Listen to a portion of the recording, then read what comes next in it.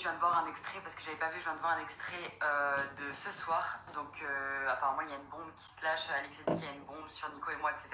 Je tiens à vous préciser, ça s'appelle un téléphone arabe. Il ne s'est jamais rien passé de la vie avec Nico. Nico c'est comme mon grand frère, je suis comme sa petite sœur. On était tout le temps ensemble sur le tournage, avec Julien, etc. Franchement, il ne s'est jamais rien passé entre nous. Le seul truc qui s'est passé, c'est quand je suis sortie moi du tournage. Lui il est sorti le lendemain et je l'ai vu à la Villa Prod.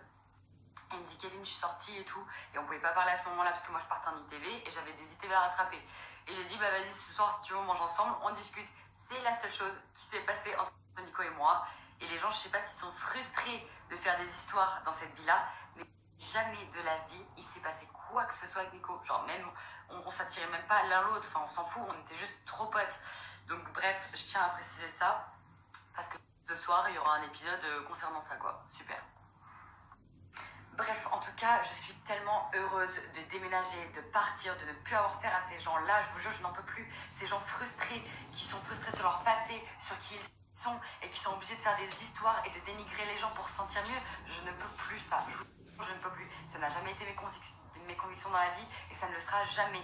Et franchement, je vous jure que j'en ai morflé cette année avec ce genre de personnes, qu'on m'assimile toujours à des relations avec des garçons, à des relations sexuelles, alors que moi, tous les jours dans ma vie, je bosse sur mes projets, j'ai même pas des histoires avec des gars, je fais mon petit sport, franchement, je m'en fous de la vie des gens et je dois toujours me justifier parce que malheureusement, j'ai une estime pour moi-même et j'ai pas envie que les gens ils pensent des trucs sur moi et ça me gave.